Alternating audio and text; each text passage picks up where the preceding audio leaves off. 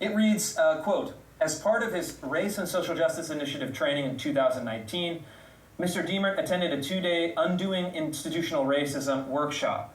The UIR workshop is rooted in critical race theory, and the facilitators at the event stated that, quote, white people are like the devil, that racism is in white people's DNA, and that, quote, white people are cannibals.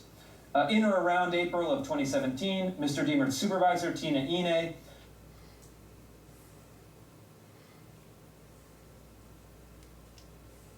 a Undoing Institutional Racism workshop.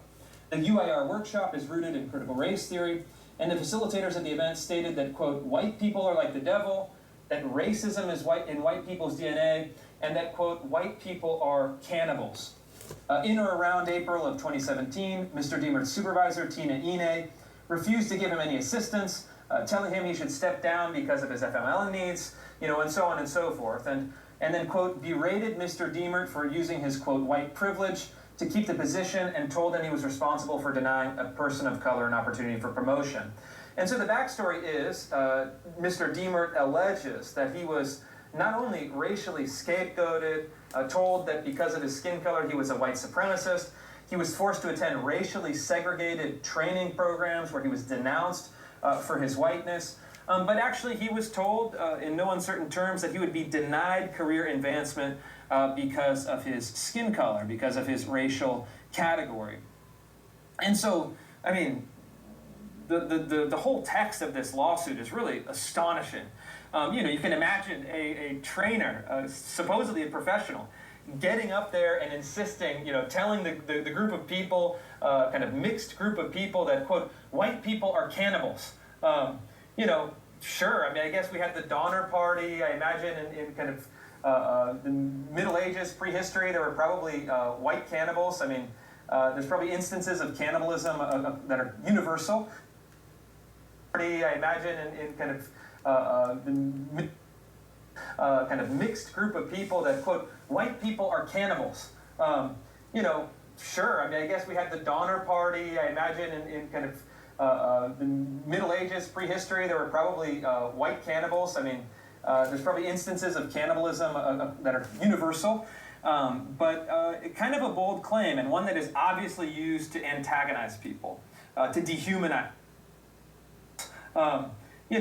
Sure, I mean, I guess we had the Donner Party. I imagine in kind of the Middle Ages, prehistory, there were probably white cannibals. I mean, there's probably instances of cannibalism that are universal, but kind of a bold claim, and one that is obviously used to antagonize people, to dehumanize people, to create a dichotomy of oppressor and oppressed based on skin color, and then use it to browbeat white employees. And again, I lived in Seattle. I've reported quite a bit on Seattle. This is par for the course. And I think that it doesn't surprise me at all to read these allegations. And so what's the significance of this? Shalom, shalom, yasharala, all praises and glory goes to Yahweh, Ba'ashem Yahushua, Ba'ashem Rakakwadash. Double honors to the apostles of Great Millstone and salutations unto the legmen feeding the sheep of Yahweh, Ba'ashem Yahushua, in sincerity and truth. This great gospel coming out of our Bible, And we're going to get into this lesson, man. We're going to get into this lesson, really. This video I had set up, it was really about this, I was going to do a review on this movie, Hellboy. Right, The Crooked Man, Hellboy, The Crooked Man. It's the new Hellboy that got released, and actually it's a good movie, but these devils, they ain't feeling this movie at all. Right, these Edomites, they ain't feeling this movie at all, because there's a reason. For the same reason I just showed you the video we just played, right? Because these devils are being promoted as what? Devils and wicked people, right? They're being exposed for who they really are, the man of sin. They're being revealed. That's the times we're in right now. The wicked is being revealed, and there's nothing he could do. Matter of fact, let's get one verse. This is the book of Luke 8, verse 17. It says, For nothing is secret that shall not be made manifest, neither anything hid that shall not be known and come abroad. Right? I'm reading it again. For nothing is secret that shall not be made manifest, neither anything hid that shall not be known and come abroad. Right? Just like our identity was hid, but now we know who we are. We're starting to come back to our heritage, right? Esau's identity also was hidden. Now we're knowing who he is. He's being revealed as the man of sin. Esau, Edom, the wicked that the scriptures speak of, right? And who's bringing these things to light also? Him and his peoples. Him and his peoples. Psalms 64:8, it says, "So they shall make their own tongue to fall upon themselves. All that see them shall flee away." I'm reading again. "So they shall make their own tongue to fall upon themselves. All that see them shall flee away." Right? Let's go to this. Right. So you got this movie, Hellboy, right? A new Hellboy reboot is reportedly being released in August, but the lack of publicity have fans worried. There's a reason they ain't showing this movie, publicizing this movie, promoting this movie like they should be like the other ones. Because this movie ain't all about too much about that fiction. It's more about reality. It's more about these devils, Esau, Edom, right? Because then there's a scene in the movie, right? There's a scene in the movie where this Edomite right here with the hat on meets Hellboy, and he tells him, "Yeah, I met the devil, and he looks nothing like you." He literally told him, "Yeah, I met the devil, and he looks nothing like you." Right? In the next scene, it shows him as a young man. And if you ain't seen this movie yet, hey man, and you don't want to be spoiled, you should go watch something else. This is a spoiler alert, right? In another scene, they show him with a female, and who does she lead him to? The devil.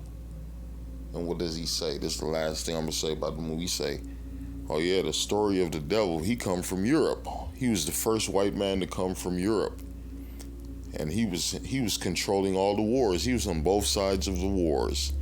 And that's how he got rich. That's all I'm gonna tell you.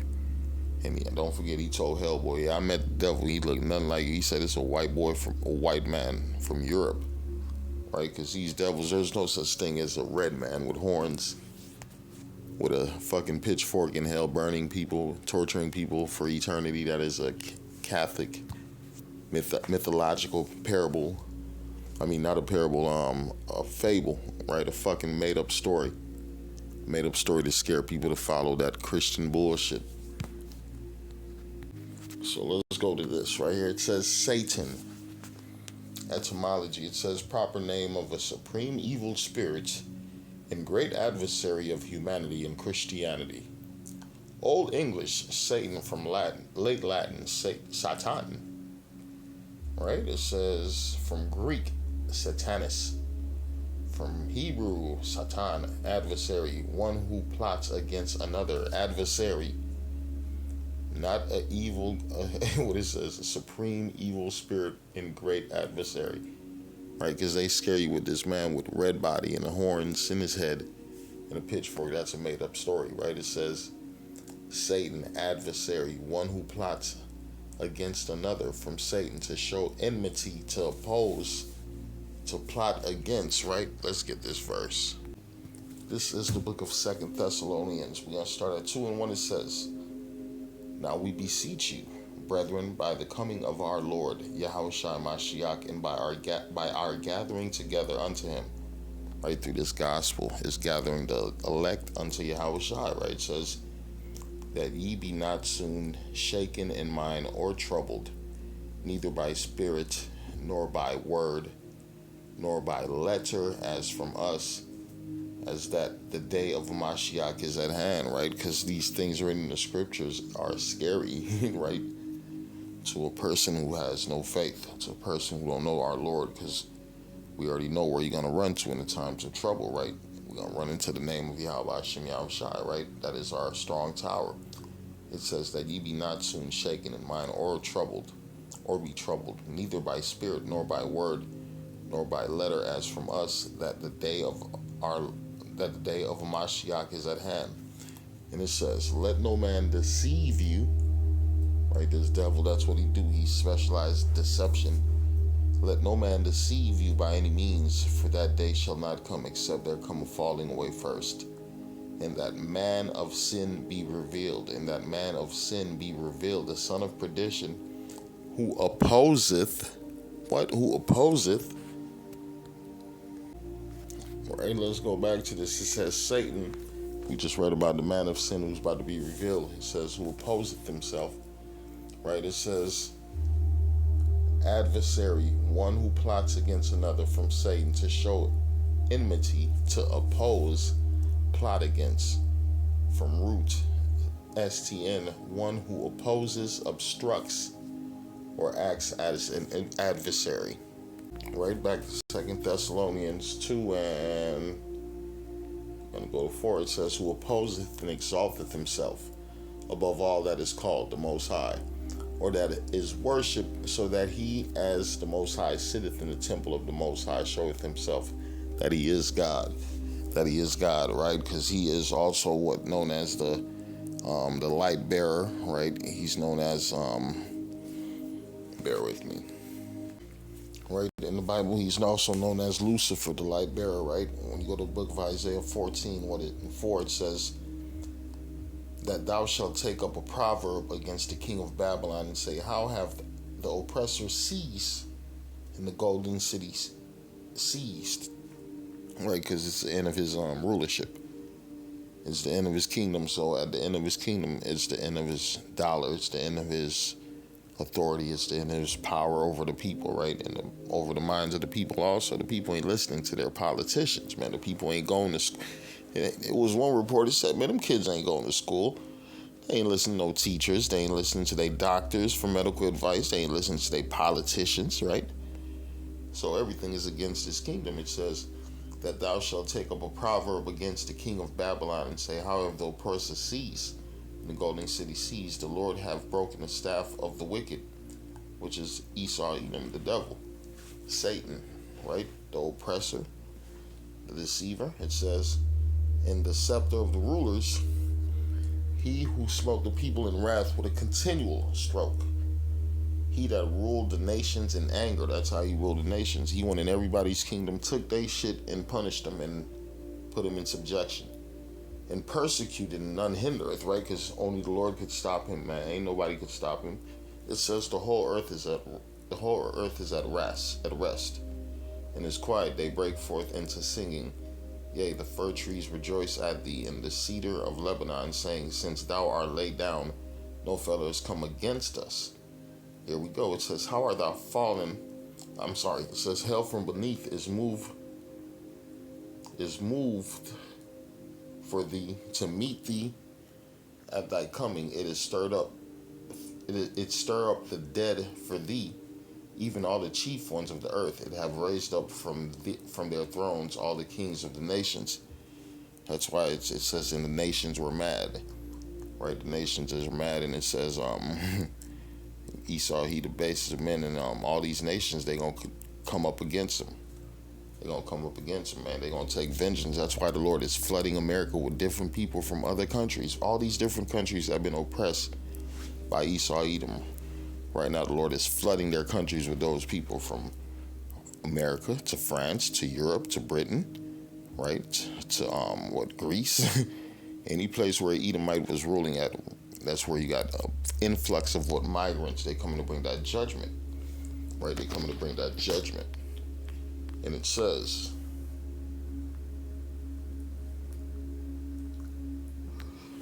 I'm gonna read this. It says, hell from beneath is moved for thee to meet thee at thy coming, to stir up the dead, even all the chief ones of the earth. It have raised up from their thrones all the kings of the nations. Right? All the nations. You got Putin ready to attack America. You got Persia, right? Them Persians. Iran, right? Which is the Persians. You got the motherfucking Moabites, the Chinese. You got the Japanese. They don't really fuck too much with America like they used to. That's why they raised up the interest on the money that America owed, right? So we know everything is pointing towards war, and it says, all they shall speak and say unto thee, art thou also become as weak as we? Art thou become like unto us? Right? Here we are at the end of days. We're talking about nations on earth. What nation would these people be saying this to? Would they be saying, Africa, you became weak as us? No, Africa been weak. Right? Would the Chinese be saying, we became weak as us? Man, the Chinese are just starting to come up in the world, right? And they're still weak. Now they talking about America. America is that place that was the mighty motherfucking stronghold. And now it's losing its might. And the other nations see it and they're like, what they say, it says, and they shall speak and say unto thee, art thou also become as weak as we? Art thou become like unto us? Thy pomp is brought down to the grave, and the noise of thy vows, the worm is spread under thee, and the worm cover thee. How art thou fallen from heaven, O Lucifer, right? This man got all the information, all the knowledge, all the wisdom of the operation of things and how things got to be right now, and still he can control nothing because the Lord's not dealing with him. He's not the chosen people. He's not who? The God's holy people. He's not the children of Israel. And this is not the kingdom of heaven. This is the kingdom of what? Captivity. For you Israelites, the kingdom of hell. It says, how art thou fallen from heaven, O Lucifer, son of the morning? How art thou cut down to the ground, which didst weaken the nations? Right, we're talking about nations, and who is the main people who fucked everybody up and didn't get a payback? Esau, Edom. Esau, Edom feel untouchable right now, untouchable. That's why the Lord's about to bring him down. The Lord's about to bring him down. Isaiah 14 and 13, it says, for thou hast said in thine heart, I will ascend into heaven. I will exalt my throne above the stars of the Most High. I will sit also upon the mounts of the congregation in the sides of the north. I will ascend above the heights of the clouds. I will be like the Most High, right? He took down God's holy people and set himself up as the children of Israel. That's why he's in that land, and people believe that those are God's people. We got to help God's people. We got to pray for God's people. Those are not God's people. Those are the devils. Those are the accusers of the God's people, right? Those are the slanderers of God's people. Those are the Edomites, the devil the Bible speak of. It says, I will ascend above the heights of the clouds. I will be like the Most High, yet thou shalt be brought down to hell, to the sides of the pit, right? You're going to be brought down to the grave, and your ass is going into captivity. You're going to be in a condition, in a situation where you can't get out of. That you can't get out of. It says, they that see thee shall narrowly look upon thee and consider thee, saying, is this the man that made the earth to tremble, that did shake his kingdoms? Right? That's why in this movie he told Hellboy, man, I seen the devil. And it ain't you. He didn't look nothing like you, boy. He looked like a white boy he said the first white man from Europe who was on both sides of the wars, right? You got the Rothschilds, they fund both sides of everything, the good, the positive, the whatever you call it, the Republicans, Democrats, Black Lives Matters, right? They in control over your media. They control everything. And it says, and they got rich off of it. And that's what you got going on. Esau, Edom, he's in full control and he's in power. But guess what? He's being revealed for who he is. Going back to 2 Thessalonians 2, and let's go to the point. It says 3 verse, let no man deceive you by any means, for that day shall not come except there come a falling away first. That's when we lost our identity. The falling away is us losing our identity, losing the love of Yahweh Hashem Yahushua. He sent us into captivity. He removed us out of our land. We forgot our heritage. Right? It says, let no man deceive you by any means. For that day shall not come except there come a falling away first, and that man of sin be revealed, the son of perdition. Right, the son of destruction, Esau, Edom. He's headed for destruction, right? And he's the man of sin. As he's being revealed, it says, who opposeth and exalteth himself above all that is called power, or that is worshipped, so that he sitteth as God, sitteth in the temple of the Most High, showing himself that he is God. That's why he took down the people and started setting himself up as those people. As those people. He's in the land of the chosen people, claiming to be those people, when everybody know he is not those people, because he is not the salt of the earth. Right? Ain't nobody coming to him for knowledge, wisdom, and understanding. They coming to him for what? A record deal. They coming in for money. That's it. That's the only thing he can do. He got to buy your ass. Why you think he controls the banks? He controls the currency. He controls the world. Right? So we had it. It says, one who opposeth, obstruct, or acts as an adversary. Going back to Satan, right? And it says, in the Septuagint, usually translated in the Greek as diablos, slanderer, literally one who throws something across the path of another. Through epulus, plotter is once used, right? Here's the point I wanted to bring out right here. It says in biblical source, the Hebrew term the Satan describes an adversarial role. It is not the name of a particular character. It is not the name of a particular character. Although Hebrew storytellers as early as the 6th century BCE occasionally introduced a supernatural character whom they called Satan, what they meant was any one of the angels sent by the Most High for a specific purpose of blocking or obstructing human activity. The origin of Satan, I'm reading it again, in the Septuagint, usually translated in the Greek as diablos, slanderer, literally one who throws something across the path of another. Through epibulus, plotter is once used. It says in biblical source, the Hebrew term the Satan describes an adversarial role. It is not the name of a particular character. Although Hebrew storytellers as early as the 6th century BCE occasionally introduced a supernatural character whom they called the Satan, what they meant was any one of the angels sent by the Most High for a specific purpose of blocking or obstructing human activity. The origin of Satan.